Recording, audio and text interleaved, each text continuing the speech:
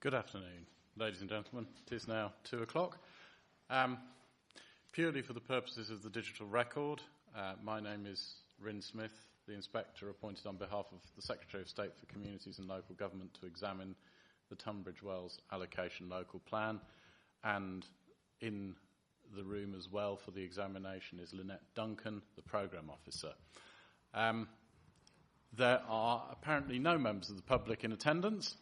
If I could, however, just briefly, Mr. Hinton, ask the Council's attendees to introduce themselves.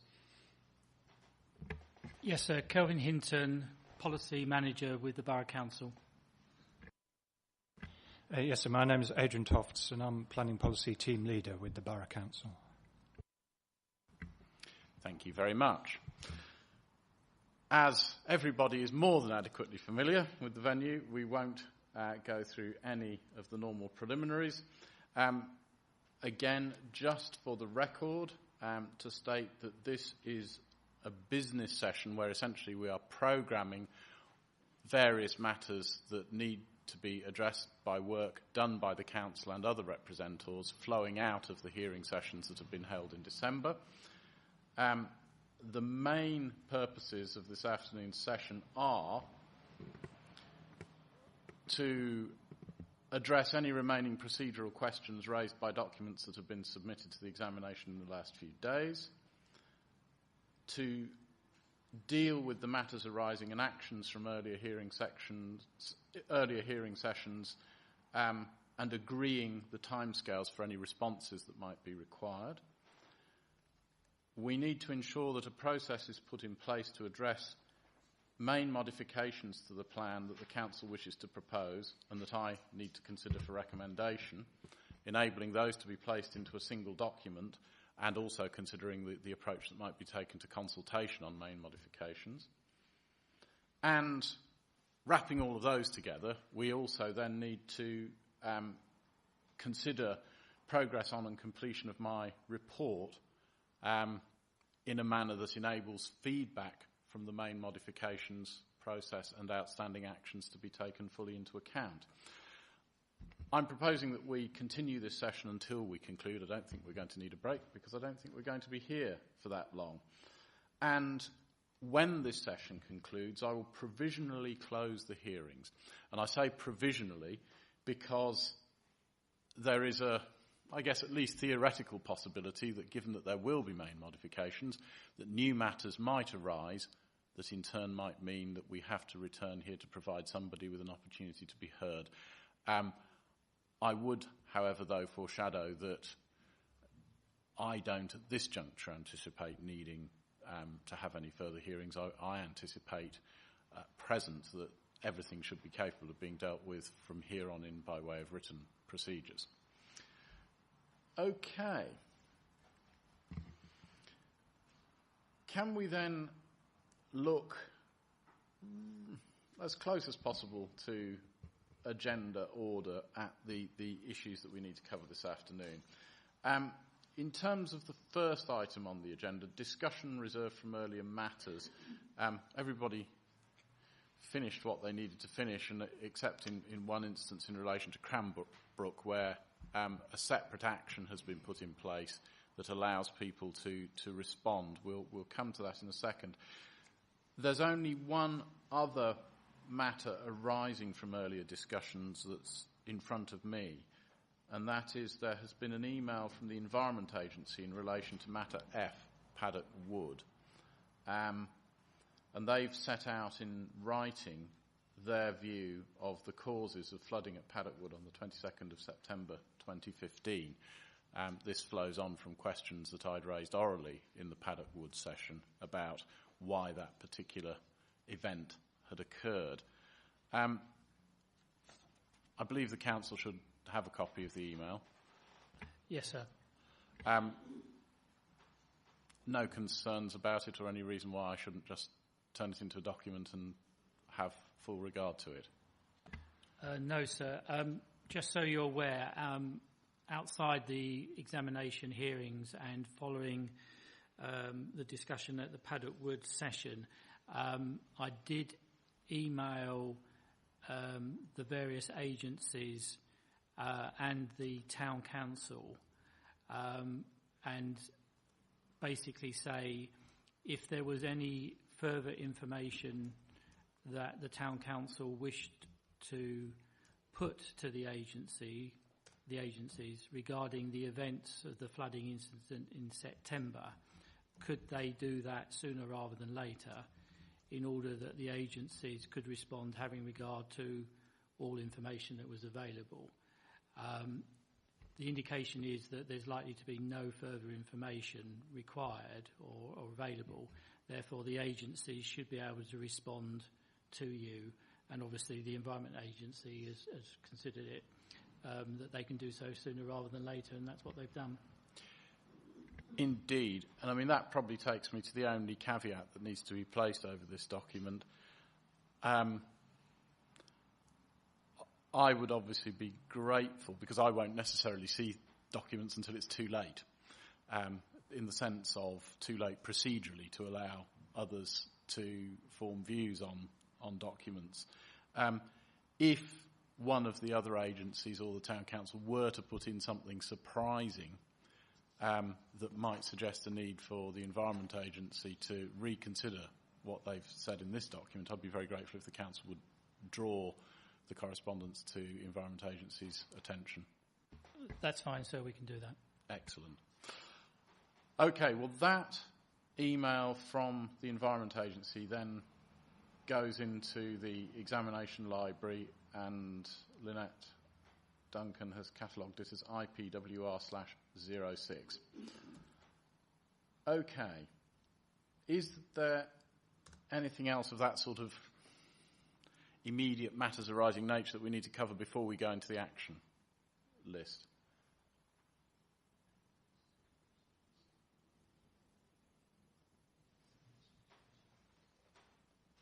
It was just checking about the Cooper Estates oral submission document. I think that's been numbered and has been or is being actioned as well. Yes, that's 108911/6.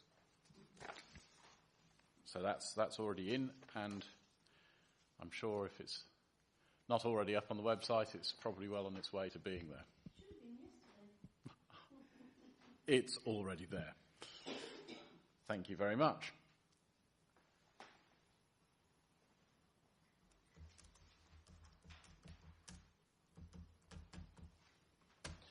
Right, in which case we can move on to the action list. Now, I circulated what amounted to a draft list on Tuesday morning, and I left out dates for completion on later actions because it struck me that there was a conversation that needed to be had. If the council have got that one, we probably just need to start at the top. Now, the Matter A actions arising from main issues 2 and 3 housing, I trust those are the ones that have got the reference numbers December 1, which is not the date, by the way. It's just the first action arising in December as opposed to the other actions that arose in November. December 1, December 2, and December 3. I assume we're well into even the delivery of those, and they're probably uncontroversial. Yes, sir. We're clear on those actions, and we will be responding as per the date of Friday the 11th to you. Excellent. Right. If we then move on beyond those, the next action that I have got, which if it's agreed will become December action 4, relates to Matter F and Paddock Wood. And in summary terms, this is a request to the council to document the further revisions that were alluded to in relation to ALPW3 in the light of the examination session, and that was proposed to proceed to the same deadlines, 11th for a council submission 24th for representors' comments, and 8th of January for any final comment from the council. Yes, so we're on track for that date for this Friday. Excellent. Right, so that is a confirmed action. The next action, which would become number 5 for December, relates to possible change to policy AL/PW1. This is the town centre Paddock Wood policy, and taking, I guess, adapting the approach taken to implementation set out in your paper PS 42, Appendix 2 for the Royal Tunbridge Wells Town Centre Area of Change model, and essentially considering the degree to which you needed to incorporate a similar approach to the Paddock Wood Town Centre policy. And again, deadlines 11th for yourselves, 24th for representors, and 8th for you to respond. Yes, so we should be okay with that. Okay. Now, the next matter, which would become December Action 6, you fall at the end, but this was an action on the Environment Agency, Southern Water, Medway IDB and Kent County Council to assure themselves of individual site and in-combination effects of all documented policy changes at Paddock Wood as at the 11th of December for flooding, surface and foul water drainage purposes, and allowing them the opportunity to amend their positions if they feel necessary, with yourselves responding on the 8th. I take it that's still feasible as far as you're concerned? It is, sir, yes. Okay, well, we'll confirm that one then. We're then on to Matter G and Cranbrook. And if we confirm this one, it'll be December 7.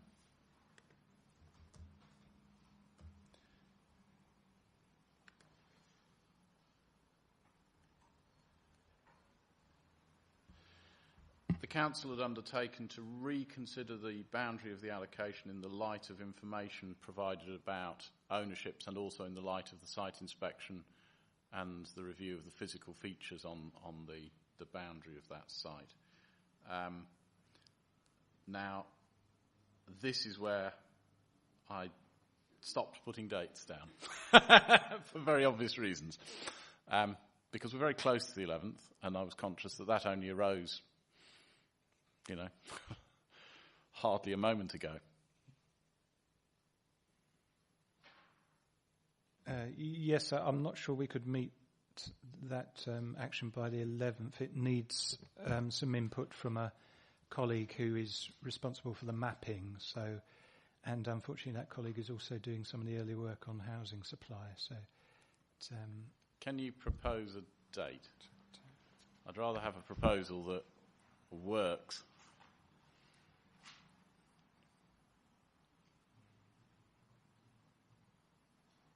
Could I suggest Friday the 18th of December for that?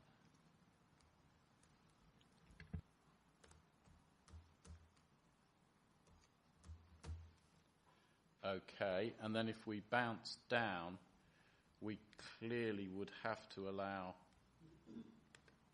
later than Christmas Eve for representors. And we need to take account of Christmas public holidays then in terms of giving them a reasonable time to respond. I don't think it's going to unduly slow other things down because it's not as though there isn't plenty to be got on with. My feeling would be that if we receive representors' comments on the 8th of January,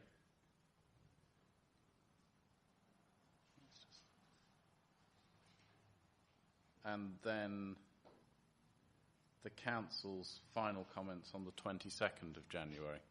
How does that sound?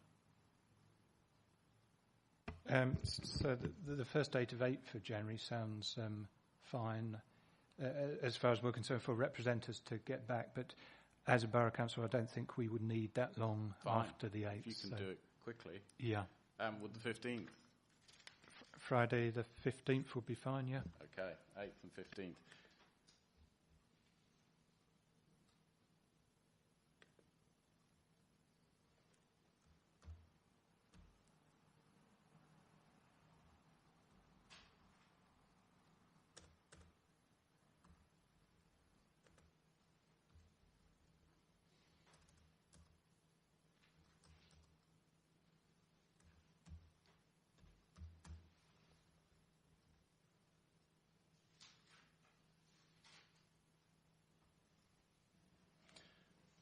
Now then, we had the matter that I referred to before, which was that as a consequence of the time that was devoted to oral submissions on AOMB matters, there were remaining consequential submissions from representatives that need to be drawn together in writing on Cranbrook.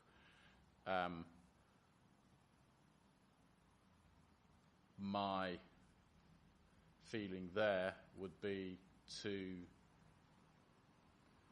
suggest that any further written material could be provided by the 18th.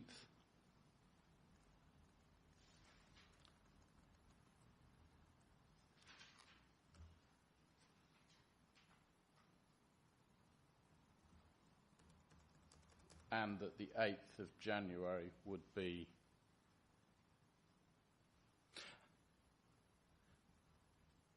actually, no, thinking about it, that representatives, there's no reason not to give them up until the 24th.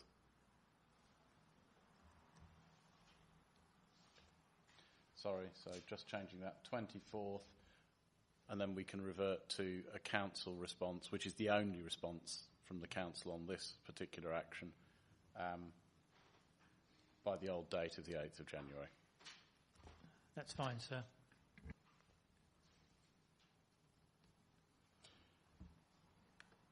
We are then moving on to Hawkhurst.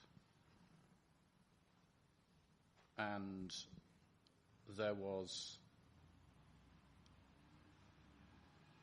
the suggestion that the council would review policy AL/HA1, given that there'd been a number of references to possible, I guess, delivery issues relating to multiple land ownerships. You were going to review whether or not you would include words to outline, I guess, a championing role in delivery in terms of supporting land assembly.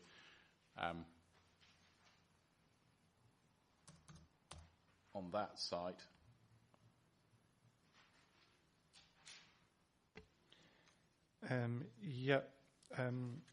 I think we could get that done by the 18th of December, as with the Cranbrook mapping. So we take the Cranbrook as a model.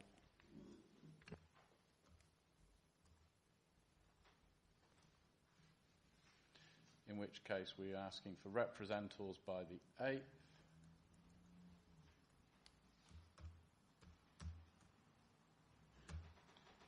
And we're asking for you to return by the 15th.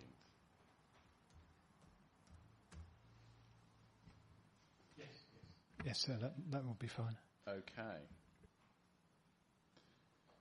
Now that's the last matter that I've got in my main list. But as a control against the possibility that taking notes I've missed something, I just thought I would check with both the programme officer and the council to see if there are any outstanding matters that you believe I've asked you to do that I haven't captured for some reason.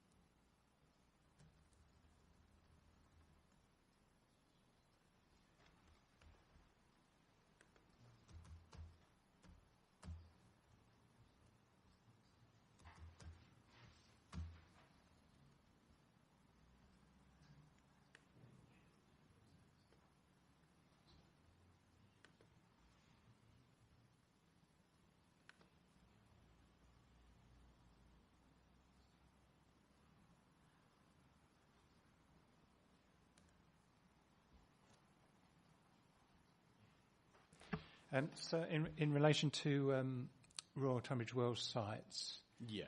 you did ask a question about the private road at Linden Gardens. Oh, yes. Yes, thank you for reminding me. And that was that you were going to confirm whether there were any legal impediments that would prevent there being a direct policy reference to the making of access from the proposed allocation through into Linden Gardens. Now, dates.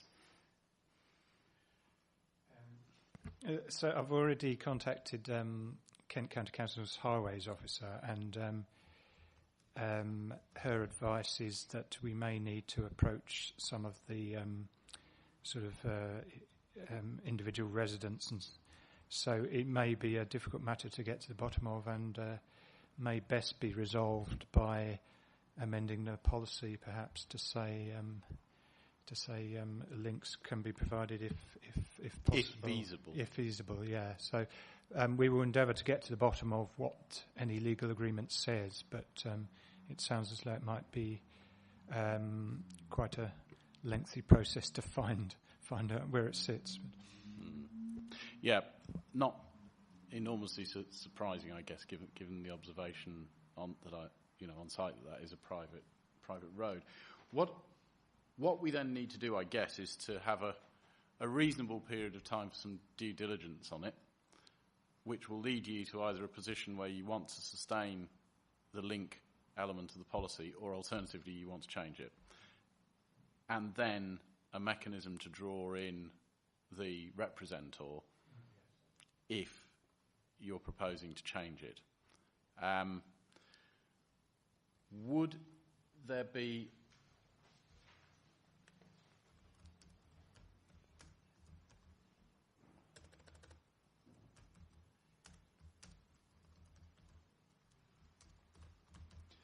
apologies, I'm just making a note here.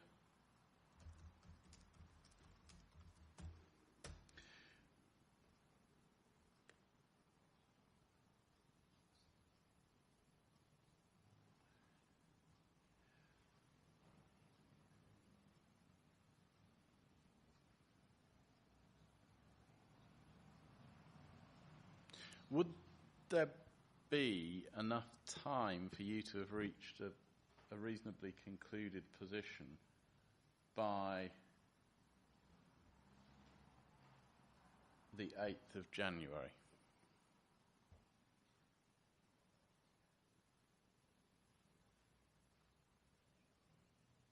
Or earlier even? I think so, probably in terms of whether coming to an understanding of whether we need to amend the policy or stick with it as it is, we could give you a position by the 24th of December.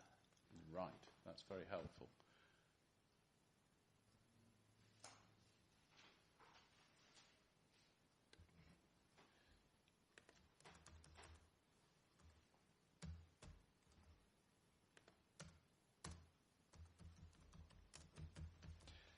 And that would be being given in a form that could also be notified to the representor at the same time, which should mean that by the 8th of January it would be reasonable to have asked them to have responded.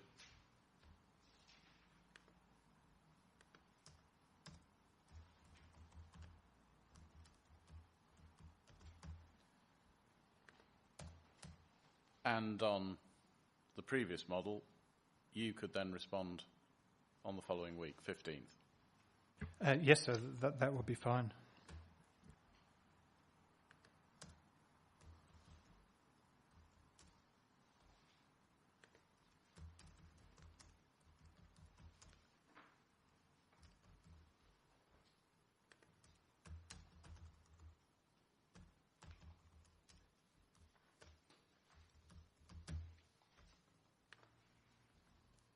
Okay.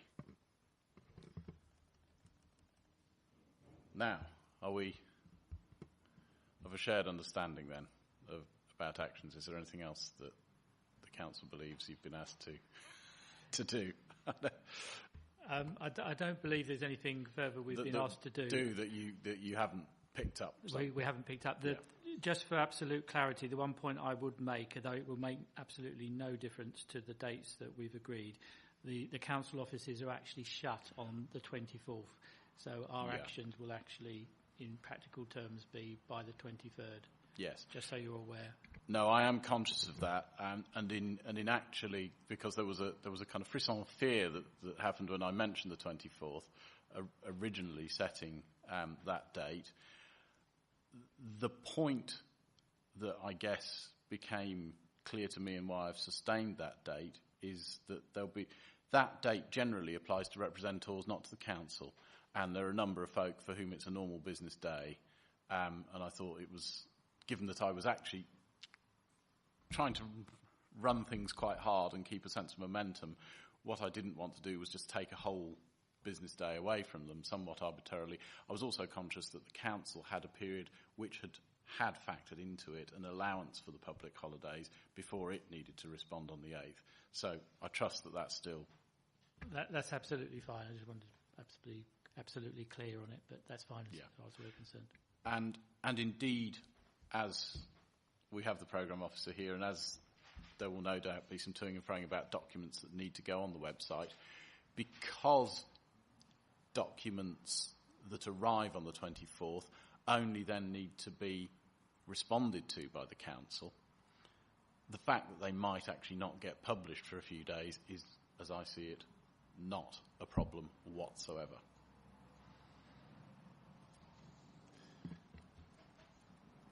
Okay, so that, I believe, is the conclusion of the action list. I've got a letter here in draft that will bring that to you as a new version 3 final table, and I make express in that letter that the earlier versions are cancelled. So this becomes the definitive version.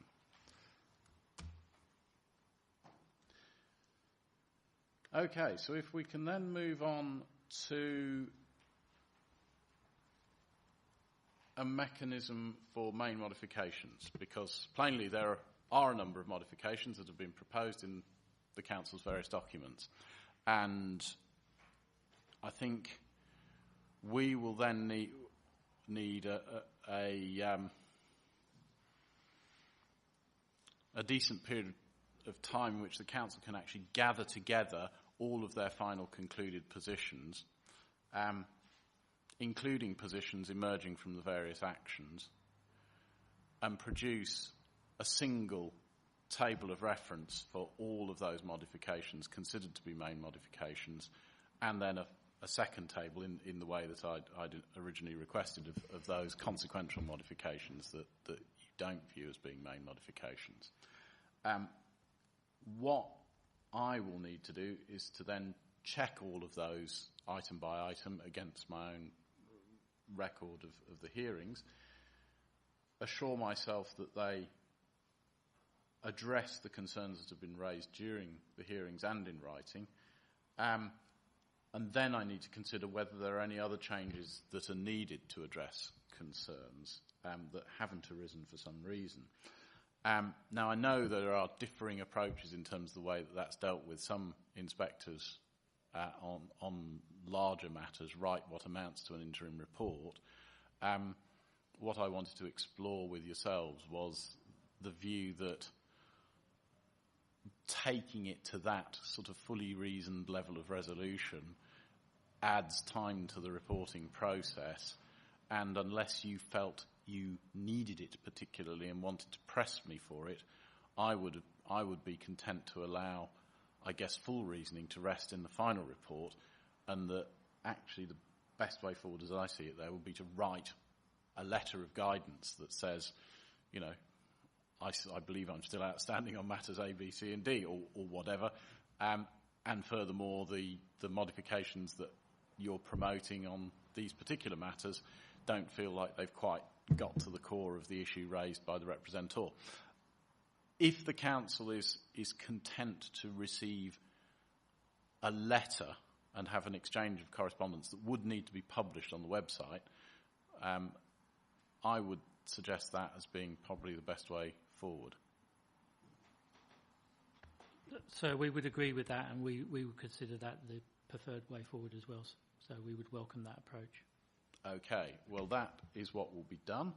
And then, obviously, the council would need to give final formal consideration to the issues raised in that, and I would complete my report. Now, in terms of timescales, what we would also need to factor in before the completion of a report is a consultation period for main modifications and a feedback process where the council would write to me and say, these were the issues raised that need further consideration. And of course, it's that underlies the sort of provisional nature of the closure of hearings, because at that point, a new need for hearings can possibly arise. Does the council have strong views in terms of resourcing, pattern of staff availability, other projects on the boil, etc., as to when a main modifications consultation might occur?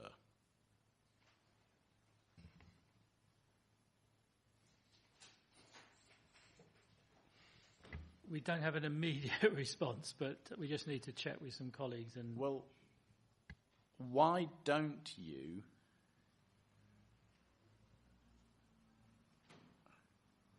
write to me with proposed dates when you've actually consulted colleagues? I fully understand that you need to have conversations that go beyond this room. You'll need to refer to, a whole range of other tasks and people that aren't here now. That would be helpful, so we can do that.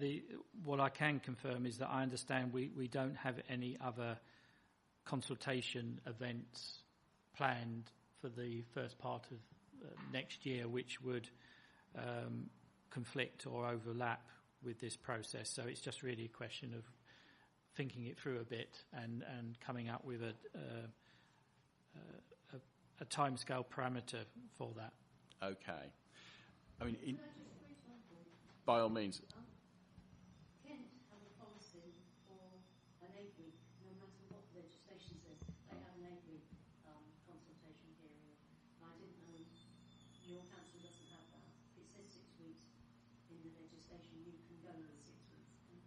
We were envisaging 6 weeks. I must admit I was. But obviously if you had a different commitment that you had to abide to as a matter of policy, then, so be it. Clearly that process can't commence until the main modifications themselves have been documented and until I have had time to complete the checking process. So I think we are looking at a commencement in sort of late January-ish. And probably a conclusion, therefore, in early March-ish. On the subject of the modification schedule, would you prefer that work to be done all in one go, rather than in perhaps two parts? Is there any preference there?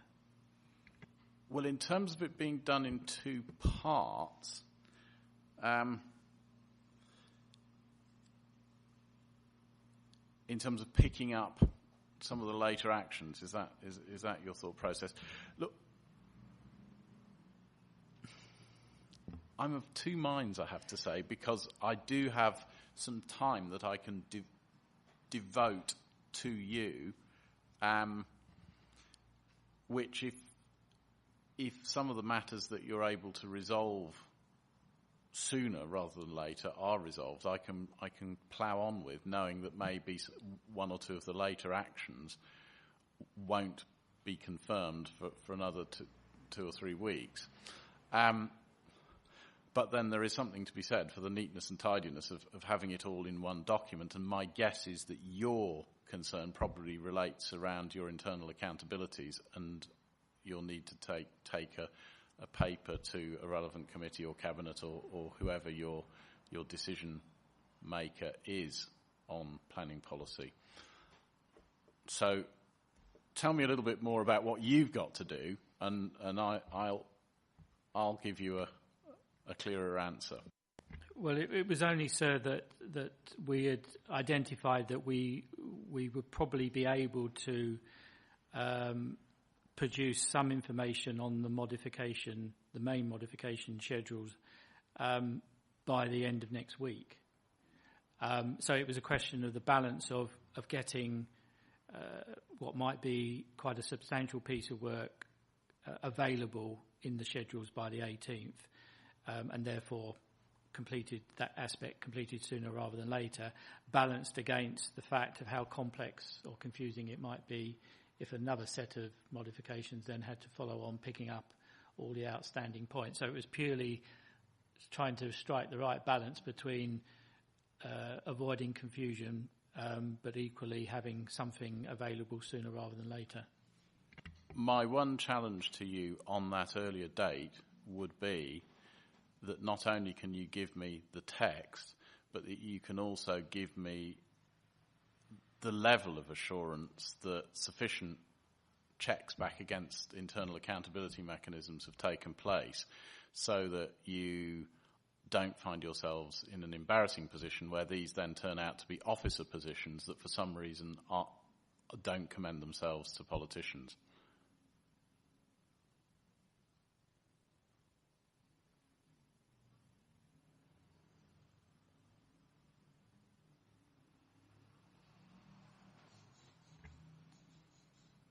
Having raised the issue, I think we've decided that caution is probably the better part, and therefore we won't attempt to do something for the 18th. We will do it all in one go at a later date.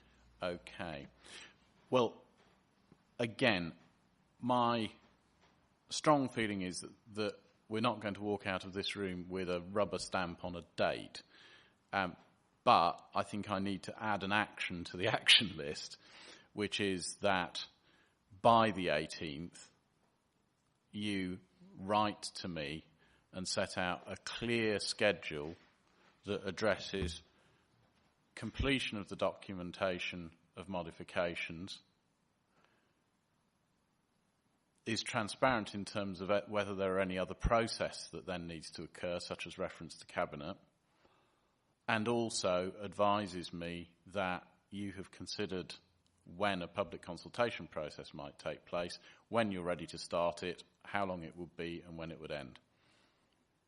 And I can then write back to you with a much clearer estimate of the remaining report time. That's fine, sir. We'll do that. Okay. I will add that to the action note.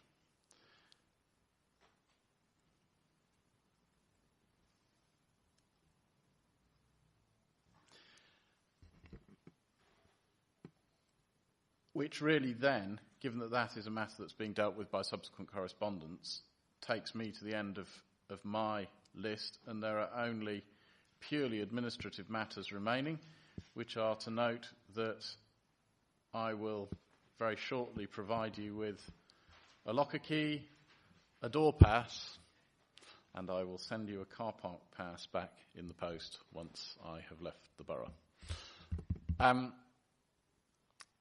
And in closing as well, to thank the Council very much for providing what has been, I think, an excellent venue for hearings, and to thank all of those who have helped support Lynette Duncan and myself whilst we have been here. A very large debt of thanks for careful, sensitive, ongoing support of great value. Thank you very much. Thank you, sir, for those comments, and in return, our thanks to yourself and to Lynette for your assistance and support in ensuring that the proceedings have gone as smoothly as they have. So thank you. And I wish you both seasonal greetings when we come to Christmas in a couple of weeks. Indeed, thank you very much. Season's greetings to the Council, the team and all participants in the examination. These hearings are now closed.